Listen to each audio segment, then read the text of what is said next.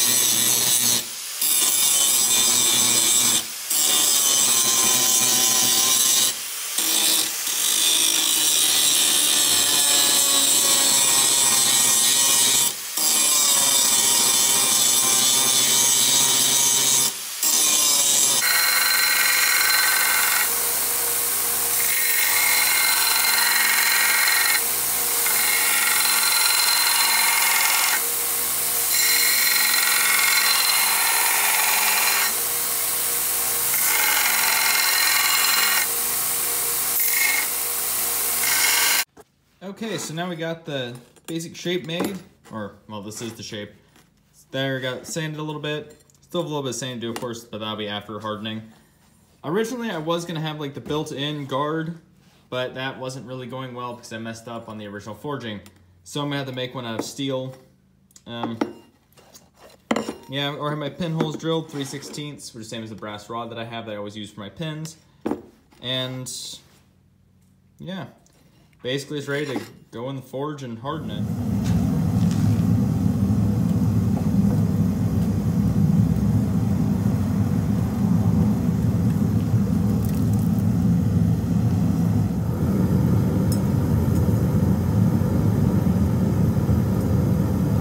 So now that my blade is heat treated and tempered, went about as well as I could have hoped.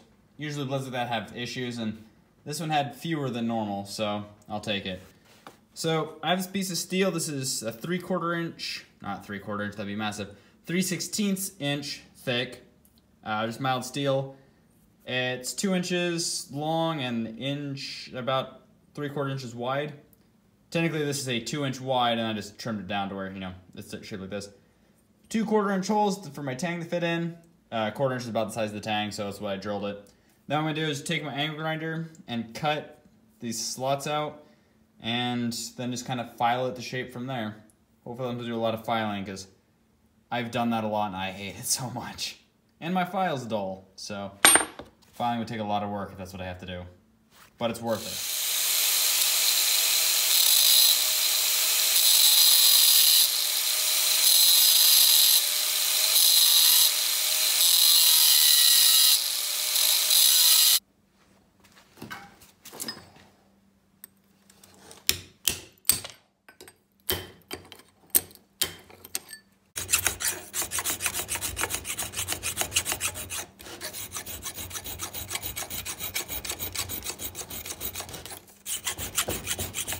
Okay, now that everything is ready, I have these scales cut out. They're just a hickory that I cut, like a 1 by something. I just chopped down the shape, split in half with a handsaw. A lot of work with hickory, but definitely worth it. Now I'm just gonna take a hand drill in my pins, and then just gonna take some JB Weld, cover both sides in it, put JB Weld in the pins, put those through, and from there basically just have to shape the handle. And then, of course, stain it, and I'll probably burn it and linseed oil it. You know, I'll get to that when I get to it. Anyway, first things first, drill holes, glue it.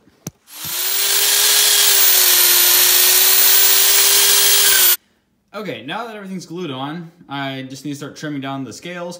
As you can see, I started cutting notches in these. I always do that because it just makes it easier. Saves a ton of time. What I'm going to do now is some just break off because hardwood chips pretty easily, and these are pretty thin, so usually you can just snap them off one at a time. But if I don't, I just take a chisel, just kind of knock them down. Do that kind of all the way around. Be careful because you don't want your chisel to dig into metal, because that'll ruin your chisel. And then you have to sharpen them, and I hate sharpening things. Which is ironic because I make knives a lot. But anyway, that's not important. So I'm going to take these down and take my Farrier's rasp, smooth everything out, and then finish up with a belt sander and then a little bit of hand sanding.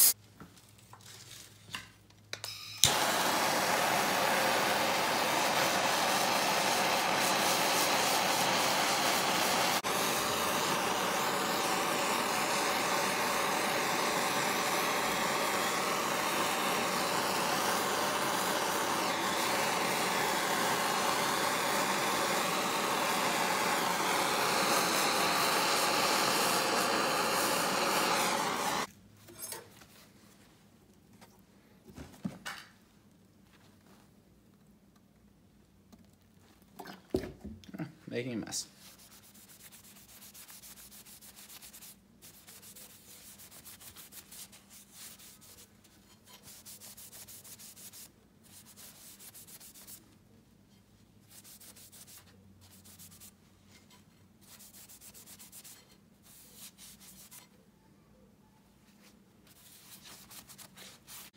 There we go. Got a nice, almost Bowie knife look to it. May as well put it in the video. Don't know yet. But yeah, it's just needs a bit of sharpening. Well, from that, it's pretty boring, and I'm not great at it, so I really don't want anyone watching it. I mean, I can do it, I just don't look good doing it. Anyway, so yeah, hope you enjoyed, and if you're wondering, I did put this in ferric chloride. My fingers have a bit of oil on them. I haven't rolled the blade in, so I have fingerprints on it. I usually ferric chloride stuff just because it gives a nice black look, but really optional. So anyway, hope you enjoyed and hope to see you in the next video.